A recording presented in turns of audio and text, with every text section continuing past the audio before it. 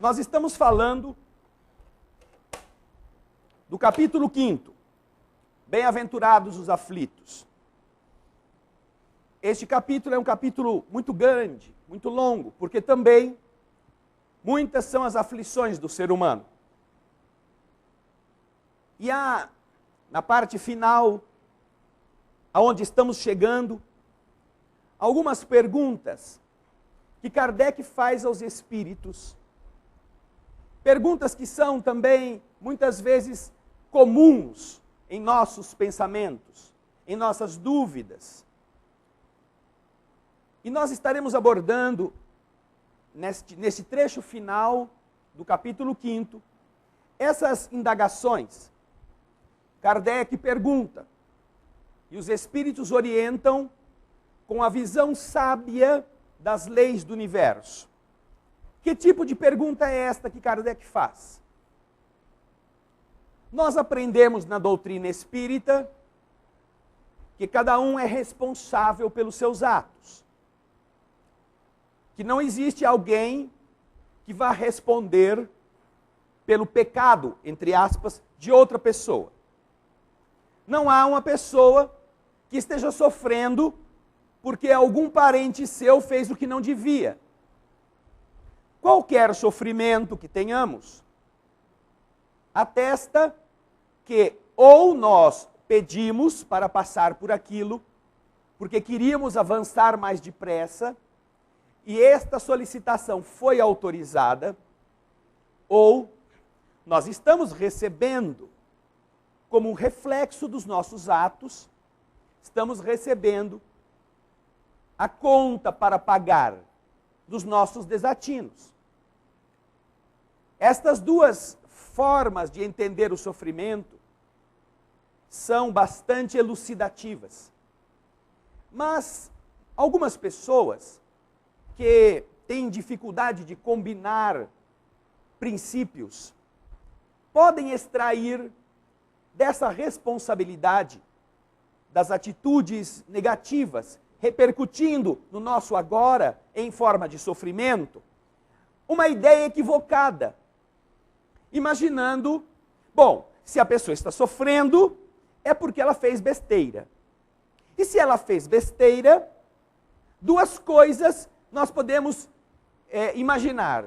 Primeiro, vai ser bom ela sofrer, porque assim ela se livra do mal. Segundo, então é bom eu piorar o sofrimento dela, porque assim ela se livra mais depressa. Não é? Tem muita gente que tem esse pensamento. Não, é que ele é pecador, então ele merece sofrer. E como ele é ruim mesmo, eu vou fazer ele sofrer um pouquinho mais. Porque assim, eu ajudo ele, aqui eu sou caridoso. Eu estou aprendendo no Espiritismo a ser caridoso, então eu vou fazer o mal para que ele sofra mais e aí pague mais depressa seus débitos. Parece um raciocínio lógico, a princípio, não é? Interessante até. Mas, naturalmente que essa lógica, ela está falida na sua base. Quem faz este julgamento de como é, quanto é e quanto tempo leva este processo, não é nenhum de nós. Nós não sabemos o que o outro fez, não sabemos o seu compromisso, não sabemos se ele está passando pela dor por um momento de escolha pessoal. Existe um outro princípio que, em função do nosso atraso, neutraliza esses que pensam desta forma, para que eles não tenham nenhuma dúvida. Ninguém foi criado e está no mundo para fazer o mal. Não há nenhum dos filhos de Deus vivendo na terra com a missão de ser ruim, para que com essa ruindade ele seja instrumento de tortura de outros. Não.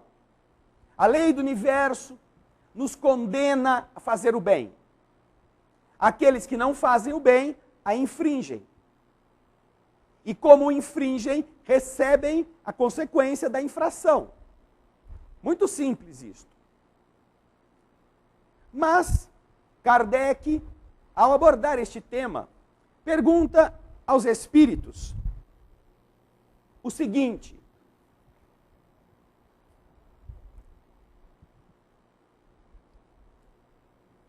deve-se, está indagando, é um dever nosso colocar fim às provas do próximo quando se pode? Ou é preciso, por respeito à vontade de Deus, deixar essas provas seguirem o seu curso? Ele não está perguntando nesta primeira questão se nós podemos dificultar a vida do outro como uma missão. Eu nasci para ser pedra de tropeço e testar a boa vontade dos outros. Não, ele não está perguntando isso, porque isto já é algo que está muito claro na lei do universo. Ninguém nasceu para ser enrosco na vida dos outros. E se você está sendo, na vida de qualquer um que você conheça, como marido, como esposa, como patrão, como chefe, você está fazendo o que não deve. E será responsável pelo mal que produzir, pela dificuldade que piorar, pelas coisas que tornar piores, pela infelicidade que espalhar em função desse seu modo de ser. No entanto, Kardec faz uma outra pergunta em relação a este tema. Alguém está sofrendo. Tudo bem que eu não vou lá piorar o sofrimento dele, mas eu posso atenuar o sofrimento? Ou, como Deus é justo, como Deus é sábio, como Deus sabe o que ele merece, eu devo deixá-lo sofrer do jeito que ele está, porque assim a vontade de Deus se cumpre. Ou o que ele precisa passar acontece. E é importante que nós meditemos sobre esta pergunta por um fato. Muitas pessoas omissas, muitas pessoas ególatras, indiferentes, usam um raciocínio meio torpe como este para justificarem-se na omissão, na inércia, na descaridade. Alguns falam assim: não, eu não ajudo os outros porque isso é problema do governo. Eu já pago os meus impostos. O governo é que tem que dar jeito nesse povo que não tem trabalho, que não tem moradia, que não tem saúde. Isso não é problema meu. Algumas pessoas se safam ou tentam acobertar a sua consciência de culpa com esse tipo de justificativa. Então Kardec, ao perguntar isso, está dando a essas pessoas uma explicação na resposta que ele obtém dos espíritos a respeito se você deve ou não deve auxiliar, se você pode alguém que esteja passando por uma dificuldade. Geralmente nós, nesses instantes, o que costumamos fazer? Quando temos um escorpião no bolso, nós costumamos dizer assim: não, mas esse cara é um bandido, é um safado, é um enganador, não vou ajudar não. É uma pessoa indigna. E então estabelecemos valores sobre os outros. Mas você conhece essa pessoa? Não, de vez em quando eu vejo ele passar aqui, mas está sempre assim. Juízos que fazemos a respeito de caráter de gente que você não conhece, a não ser de ver. E olha que coisa interessante, às vezes você convive com uma pessoa 10, 15, 20 anos, dorme com ela todo dia, vê a cara dela todo dia e não a conhece. Acontece alguma coisa, ela tem um comportamento maluco que você, meu Deus, quem? Eu não sei quem é essa pessoa. Nem parece que eu estava com ela. Nós não temos condições de fazer juízos a respeito dos outros, a não ser que corramos o risco de incidir em injustiças. Mas, naturalmente, que você pode estabelecer princípios para você. Ou seja, nós estamos vivendo numa época em que parece que para você ser bom, você tem que dar coisas. E quando você não dá coisas, o mundo diz que você não é bom. Mas isso é um engodo. Isso é uma mentira. Mas funciona bem. Numa sociedade mercantilista em que você tem que fazer girar a economia, isso funciona bem. Porque você tem que mostrar para sua mãe que você a ama dando presente no Dia das Mães. Você tem que provar para o seu pai que você o ama porque tem que dar presente no Dia dos Pais. Você tem que provar para o seu filho que você o ama porque você tem que dar presente no Dia das Crianças, no aniversário e no Natal. Você tem que provar para o seu namorado, para a sua namorada que você a ama porque tem que dar presente no Dia dos Namorados. Já perceberam que em cada mês eles inventaram um dia e dizem que se você não fizer aquilo, você é um condenado, onde já se viu. Então, na mentalidade mercantilista, nós somos levados a considerar que se a gente não dá, nós não somos bons. E se a gente dá, nós somos bons. Mas nenhuma coisa é verdade, nem a outra é verdade. Porque não é de dar coisas que Deus estabelece o padrão de bondade. É de você dar-se nas coisas. Então você pode estabelecer valores positivos de ajudar pessoas. Muitas vezes não dando o que você não possui, mas atuando de forma a beneficiá-las, naquilo que você dispõe, naquilo que você é capaz de oferecer. Quando Kardec pergunta aos espíritos, está querendo que os espíritos nos expliquem que, primeiro, nós temos um dever de fazer o bem sempre, sem exceção. Não há exceção para essa regra.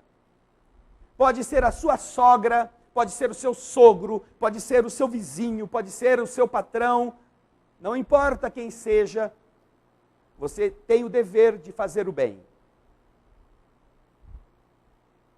E, naturalmente, descobrir meios de fazer o bem de forma adequada, porque nem sempre aquilo que você imagina que é bom, de verdade corresponde a um bem para aquela pessoa.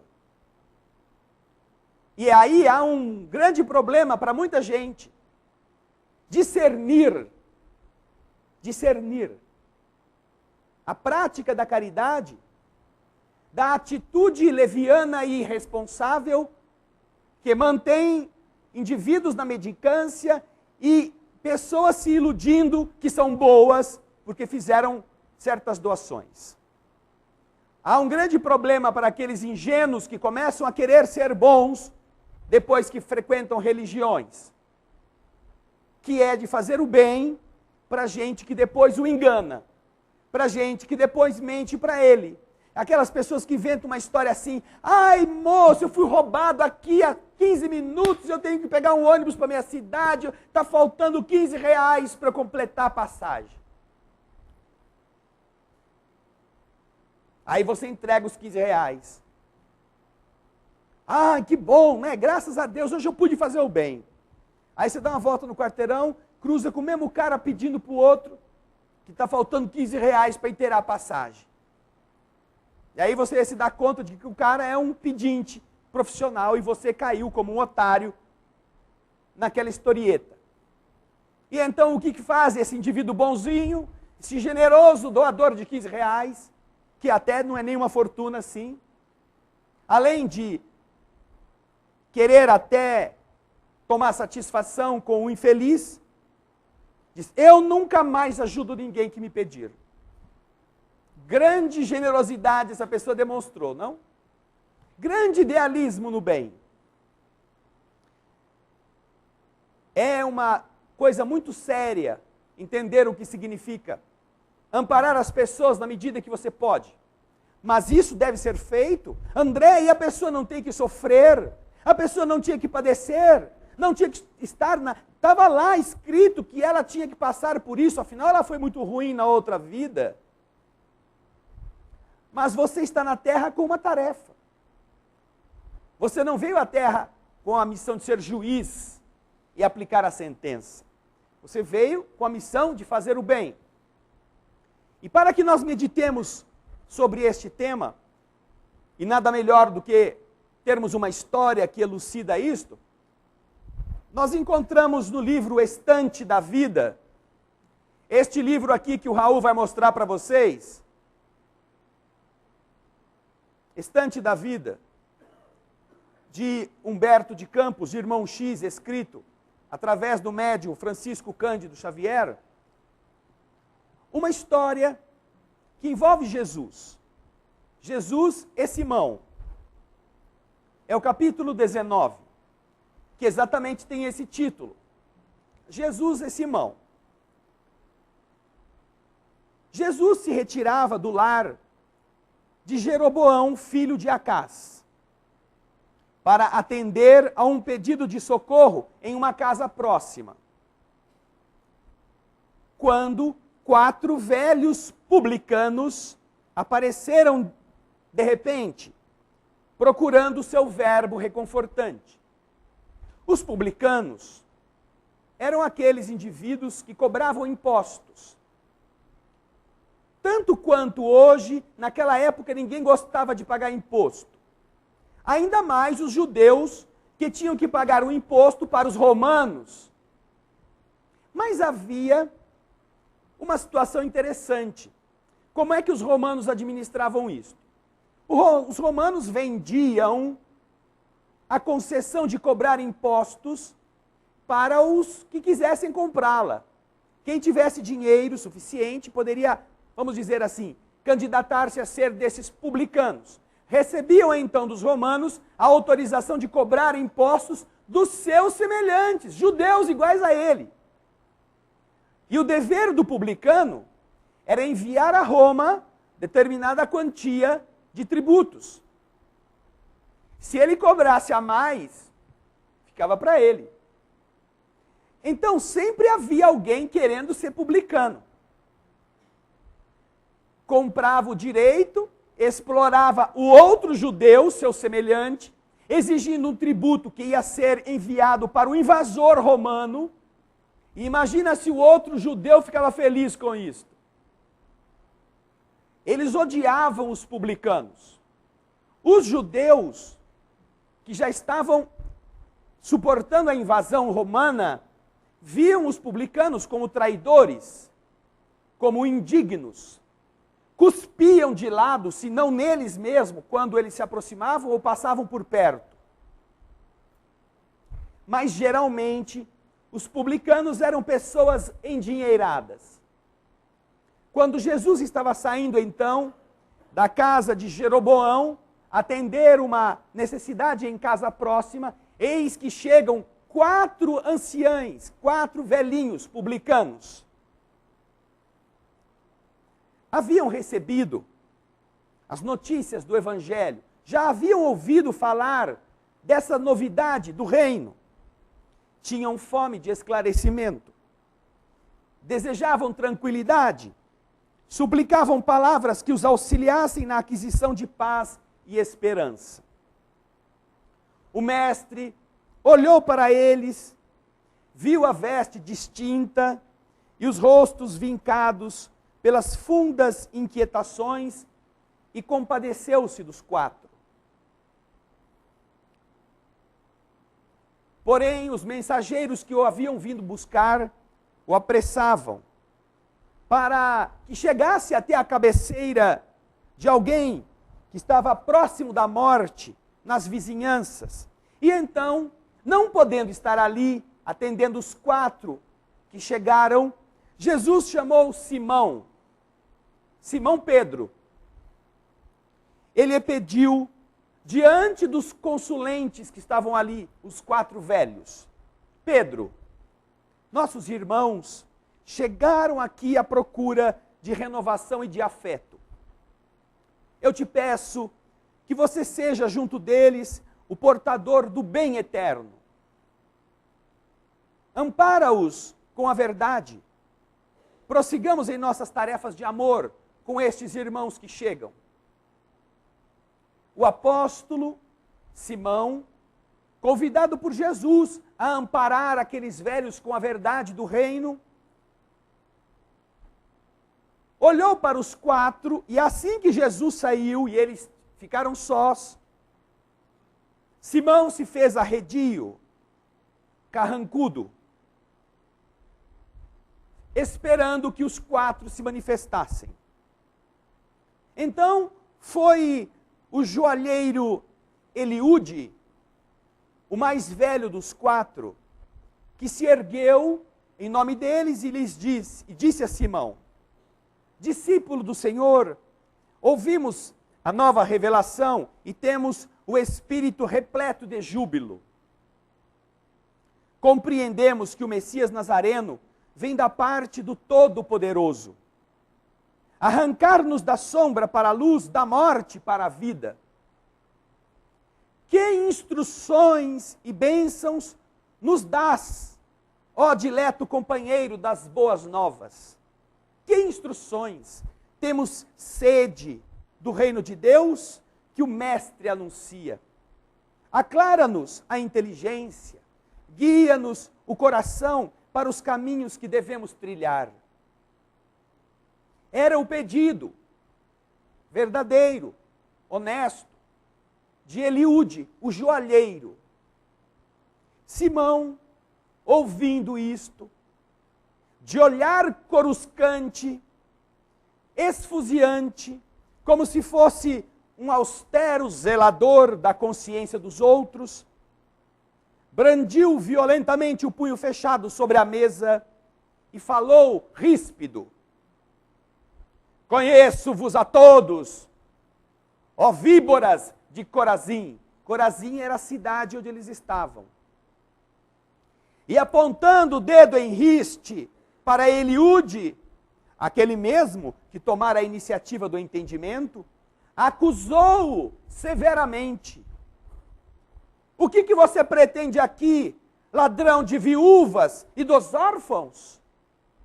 Sei que você ajuntou imensa fortuna à custa das aflições alheias. Tuas pedras, teus colares, teus anéis, que são eles, senão as lágrimas cristalizadas das tuas vítimas? Como consegues pronunciar o nome de Deus? Falou Simão para Eliúde. E já aquecido, embalado, voltou-se para o segundo, na escala das idades, e esbravejou: e você, Moabe, a que vieste aqui? Ignora, porventura, que eu não te desconheço a miséria moral? Sei quem você é. Como te encorajas a vir aqui, até aqui, após extorquir os 2 irmãos de quem você furtou os bens deixados pelo seu pai? Esquece de que um deles morreu consumido de penúria e de que o outro enlouqueceu por tua causa, sem qualquer recurso para que ele se mantivesse. Esquece disto, Moabe. Em seguida, dirigiu-se ao terceiro dos visitantes: e você, Zacarias? Não se envergonha de haver provocado a morte de Zorobatel, o sapateiro, comprando as dívidas dele e atormentando-o através de execráveis cobranças, no intuito de roubar-lhe a mulher? Já tens o fruto da tua caça. Ele morreu e você ficou com a viúva, como você queria. Aniquilaste o homem. E agora herdaste a sua companheira. Que mais deseja, infeliz?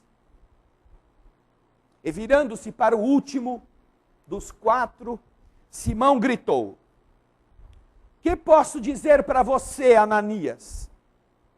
Há muitos anos sei que fazes o comércio da fome, exigindo que a hortaliça e o leite subam constantemente de preço, por causa da tua cupidez, do teu desejo de lucros. Jamais se incomodou com as desventuradas crianças do teu bairro, que falecem na indigência à espera da sua caridade, que nunca apareceu? Nunca isso te incomodou? Simão elevou os braços para o teto, como quem se propunha a irradiar a própria indignação, e rugiu: súcia de ladrões, bando de malfeitores, o reino de Deus não é para vocês. Neste justo momento, Jesus reentrou na sala, acompanhado de alguns amigos. E entendendo o que se passava, contemplou com ternura os 4 publicanos arrasados de lágrimas, ao mesmo tempo que se acercou do pescador amigo Simão e lhe disse: Pedro, o que você fez, meu filho? Simão, desapontado com aquela pergunta, e diante daqueles olhos cuja linguagem muda ele bem conhecia, tentou justificar-se. Senhor, tu disseste que eu deveria amparar estes homens com a verdade.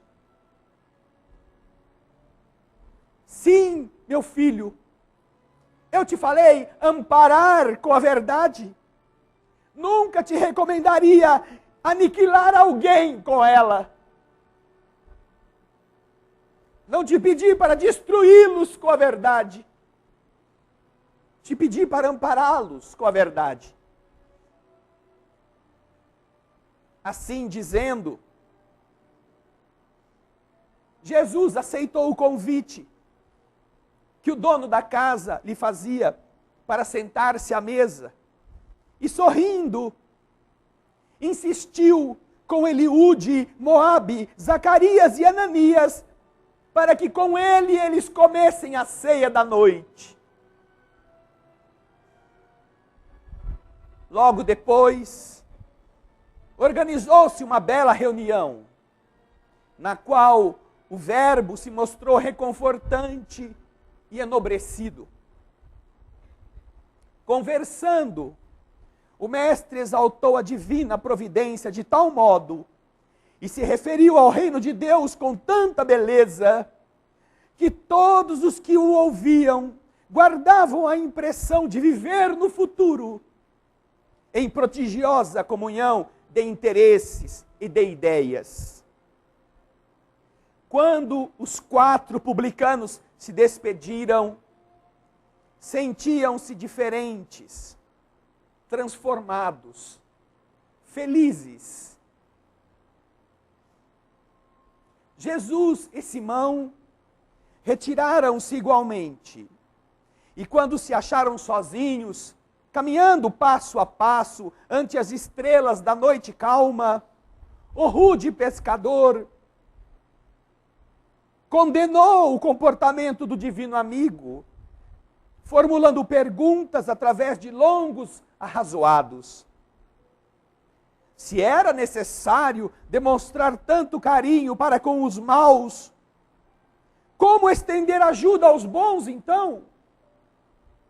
Se os homens errados mereciam tanto amor, o que competia a eles fazer em benefício dos homens retos, dos homens honrados?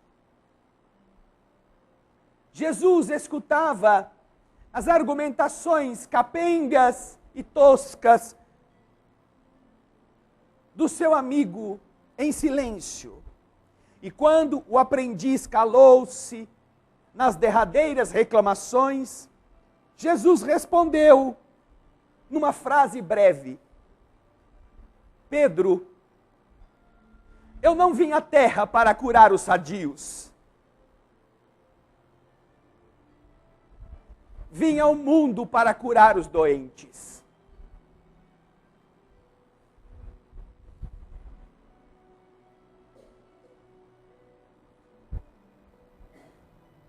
Deve-se colocar termo às provas do próximo quando se pode? Pergunta Kardec aos espíritos. E se vocês lerem a resposta, vão entender que não existe missão mais linda que você possa desempenhar no mundo do que ser esperança para os outros. Todos estes 4 velhos sabiam dos seus erros, sabiam dos equívocos que tinham cometido, criminosos que eram. Mas tanto sabiam que estavam procurando uma forma de superarem-se, tendo esperança de sair dessa condição grotesca. Simão é o espelho, é o reflexo do que temos sido na vida uns dos outros.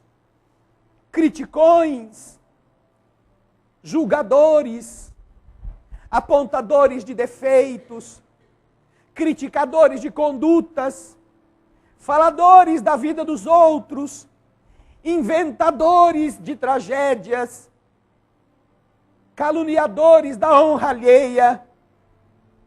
Simão, somos nós.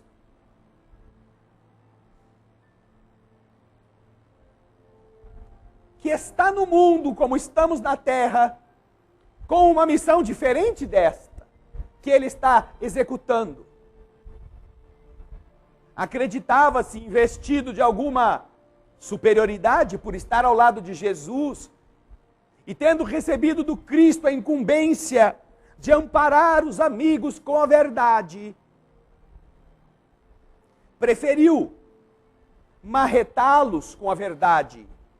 Uma verdade que ele sabia, por aquilo que eles já haviam feito.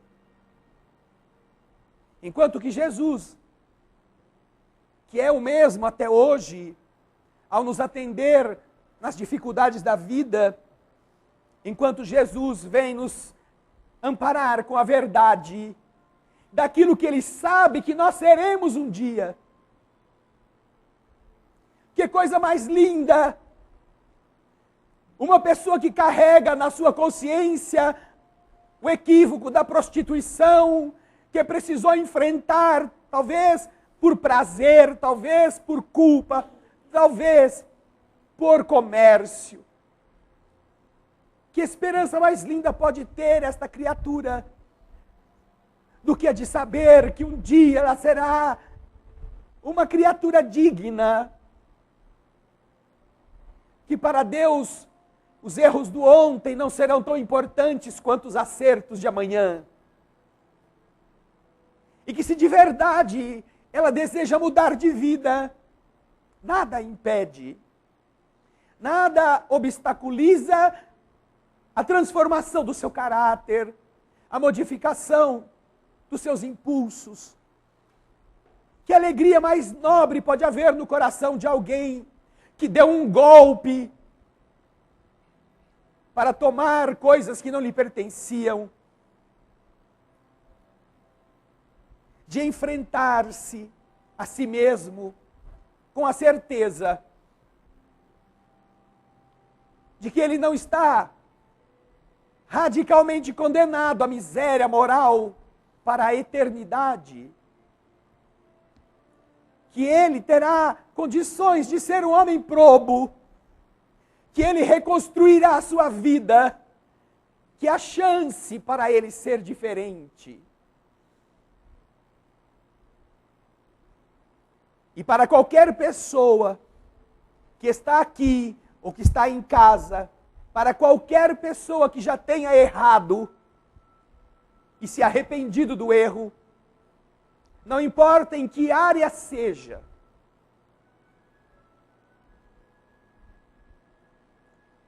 não há presente mais rico do que você saber que aquilo não te condenou para sempre, que aquilo foi o equívoco da imaturidade, que o universo olha você não com olhos de maldade, porque não olha para você pelo que você já foi, pelo que você já fez, olha para você por aquilo que você será, por aquilo que você vai fazer. E então não interdita na sua jornada não impede que você seja diferente. Confia em você, para ao invés de prostituir-se novamente, você ajude as jovens que estão perdidas. Você se torne alguém que as ampare. Você possa edificar-se na virtude de amparar essas moças que esqueceram o caminho reto, ou esses jovens que estão se perdendo nas aventuras. Com que moral você vai falar deles? Com a moral de alguém que já errou como eles e que já colheu o fruto amargo do erro cometido,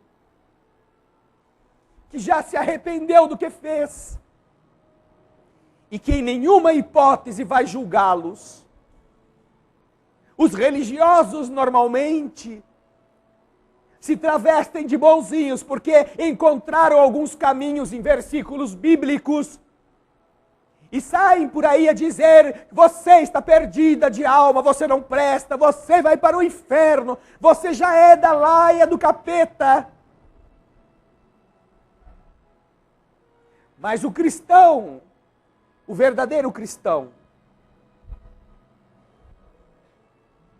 se vê no erro do outro, sente a dor que o outro está sentindo, e ao invés de julgá-lo, oferece-lhe as mãos para tirá-lo do lodaçal, para ampará-lo no mal que está vivendo, com o bem que possa oferecer-lhe. Ensinam-nos os espíritos amigos que nos lugares mais profundos, tenebrosos da escuridão dos abismos, lá também espíritos do bem se projetam para enfrentarem as adversidades cruéis, submetendo-se inclusive ao risco das companhias de entidades trevosas, para resgatar seres que amam, para resgatar outros que possam ser ajudados. Mas estes que vão a estas missões não são quaisquer. São criaturas extremamente iluminadas, que se apagam completamente para não serem identificadas e que sucumbem e suportam todas as disciplinas difíceis de um ambiente tão grotesco, por amarem um amor que não podem demonstrar ainda. Mas,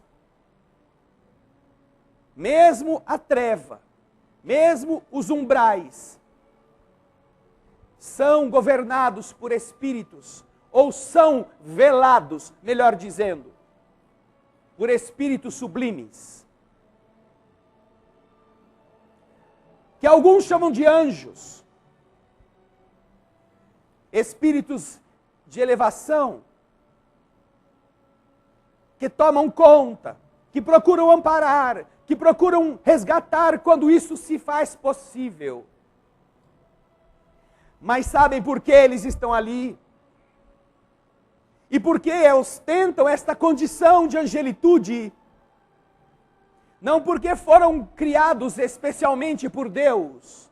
Não. Estão ali porque eles já passaram por ali. Já foram daqueles que estavam enterrados no lodo. Conseguiram resgatar-se, conseguiram subir, conseguiram construir-se e agora são capazes de amar profundamente cada um dos seus semelhantes que está lá. Não como um religioso qualquer que aponta o caminho e chama de vagabundo quem não quer andar por ele, mas como alguém que se vê a si mesmo naqueles que ainda não descobriram o caminho, daqueles que, como ele outrora, também riram dos conselhos do bem, também ouviram e não cumpriram os chamamentos. Espíritos superiores velam pelos ignorantes, como velam por nós. Cada um de vocês tem um espírito amigo, que 24 horas por dia vos acompanha. E esse espírito, assim chamado de anjo guardião, espírito protetor, tem a sua definição no livro dos Espíritos.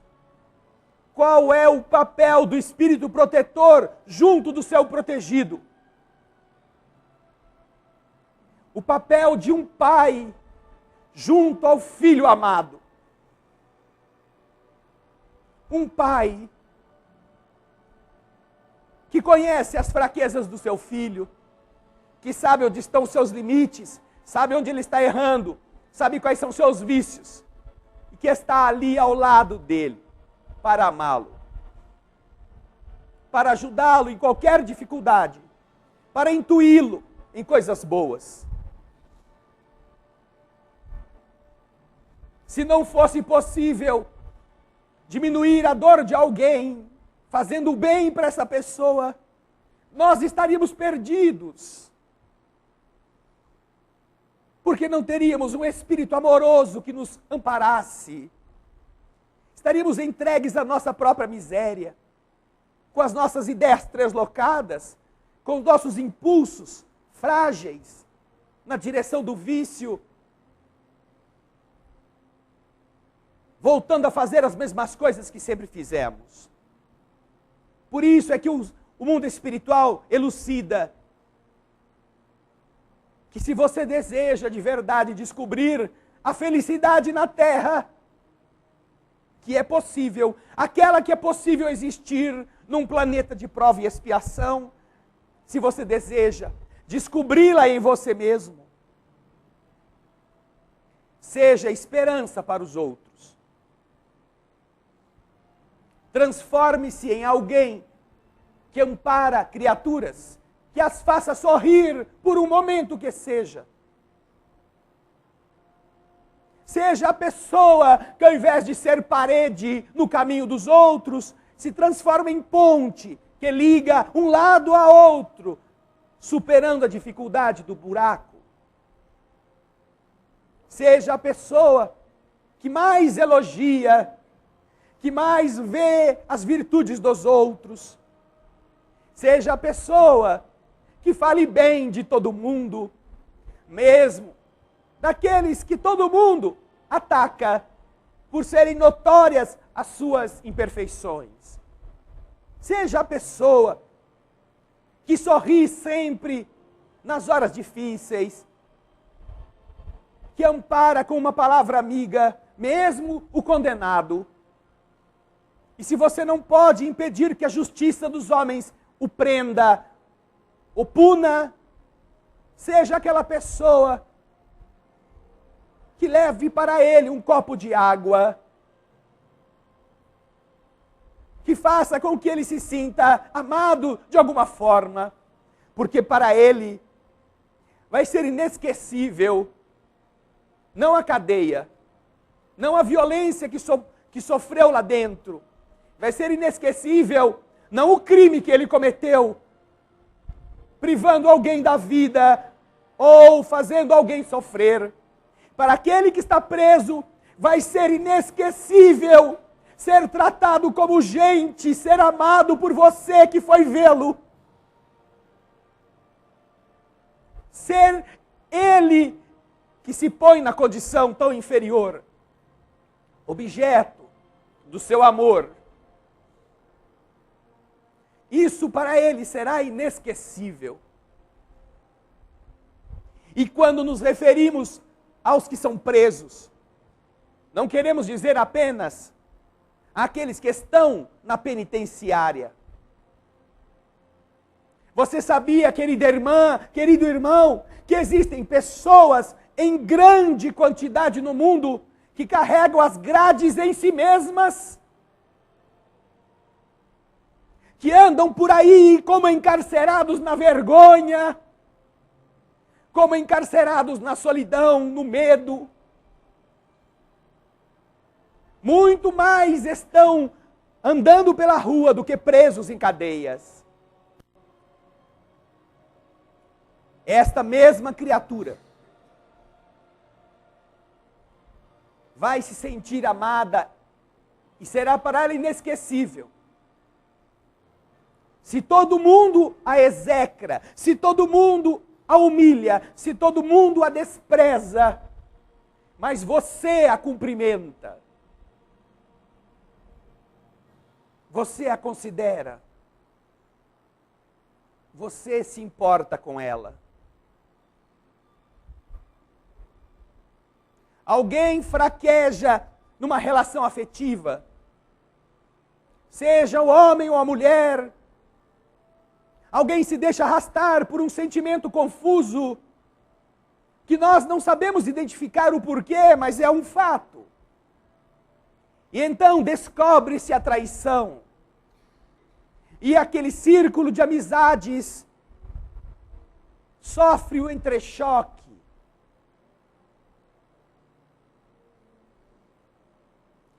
E a tendência natural desses cristãos de 5 minutos é a de polarizarem-se a favor de um e contra o outro. Ou então, de afastarem-se dos dois.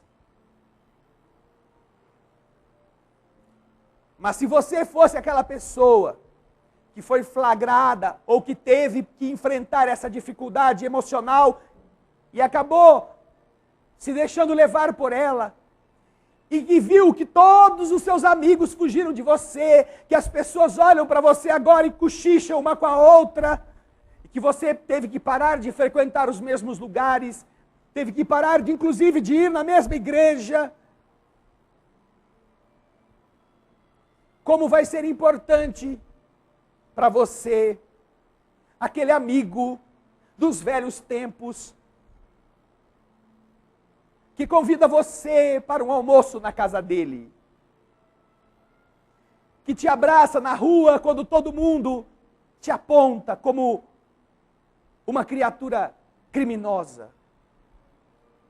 Como será importante para esse irmão, como será inesquecível, quando você se tornou Jesus, na vida de Moabe, de Eliúde, de Zacarias, que ao invés de jogar em sua cara o erro cometido ou fazer de conta que ele não existe, fugindo da sua presença, você o convida para sentar-se à mesa e conversa com ele, com ela, escuta o seu desabafo, compreende os seus motivos, mesmo que isso não seja para dar a ele razão, nem para tomar um posicionamento contra a parte inocente, ou presumivelmente inocente. Ah, queridas irmãs, a felicidade existe na terra, e ela não está no dinheiro farto, porque todos os que tiveram muito dinheiro, ou se perderam nele, ou foram para a cadeia. Não sabemos onde está o juiz Nicolau. Não sabemos o que foi feito dos banqueiros do bicho. Não sabemos o que essas grandes fortunas conseguiram de bom para os que as detiveram por um período e que agora não a têm mais. Mas essa felicidade você nunca vai perder se você entender o que os Espíritos falam. Seja a mão de Jesus no caminho dos que sofrem. Não como juiz, não como alguém que ofenda a ofensa cometida, mas como alguém que reerga, alguém que dê esperança. Você nunca vai desfrutar de uma felicidade maior do que esta. Porque nesta festa Jesus conta com muito pouco ajudante. É muito pouco o número daqueles que de verdade cumprem a missão que assumiram quando vieram para a terra. Ajudar os homens, instruir as criaturas, cooperar com elas. Esta é a sua missão no mundo. Que as aflições fiquem por conta dos outros e que as bênçãos fiquem por sua conta. A felicidade nenhum dos outros vai desfrutar, mas você vai saber onde ela está.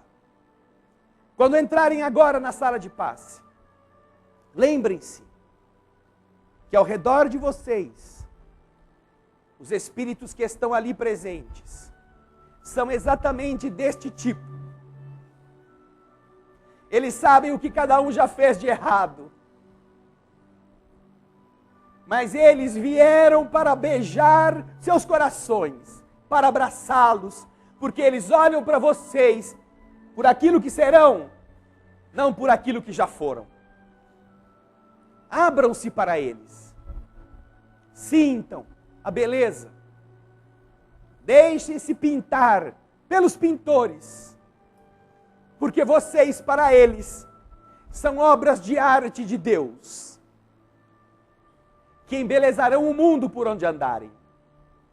É isto que eles vão fazer hoje, com cada um. Permitam-se tocar pelas belezas. E lá fora, permitam-se dividir embelezando o mundo. Aí está a felicidade. Muita paz. Senhor, te agradecemos pelas dádivas infinitas que a grandeza do universo garante aos filhos amados. Às vezes estamos doentes e não notamos quantos eflúvios de saúde espíritos amigos derramam sobre nós. Às vezes estamos aflitos por nos faltar o trabalho e nem imaginamos o esforço das entidades generosas nos intuindo para que tenhamos calma, para que busquemos em determinado setor o pão de cada dia que nos está esperando. Nunca imaginamos quantos espíritos estão trabalhando em nosso favor, quando nós estamos descansando, velando pelo nosso repouso, pelo lar em que habitamos. E sobretudo, Senhor, como nos admiramos ao perceber estas belezas reproduzidas por almas inspiradas em pobres pedaços de pano, com humildes pincéis e tintas comuns. Ajuda-nos a entender que quando nos achamos assim, criatura sem valor, que quando nos pensamos alguém destituído de recursos, de grandezas, nós devemos nos lembrar que sobre um pedaço de algodão miserável, esticado em uma moldura de madeira humilde, a inspiração celeste construiu uma obra de arte. E se é assim que Deus trabalha, que nós então nos alegremos, porque mesmo sendo pequenos, mesmo sendo nada como nos achamos, somos mais que um pedaço de pano, muito mais que uma moldura de madeira. E então Deus poderá esculpir-nos, porque nos projetou para sermos sua obra de arte, a obra de arte da bondade, da luminosidade, da esperança, da boa vontade. Que nós possamos então, Senhor, assumir conosco este compromisso de transformar o lamento em esforço de serviço e com ele embelezar a terra, como embelezaremos com a canção que agora cantaremos do fundo da nossa alma. Almas do céu, ouvi o doce canto do fundo do coração, com calor repleto de perfume.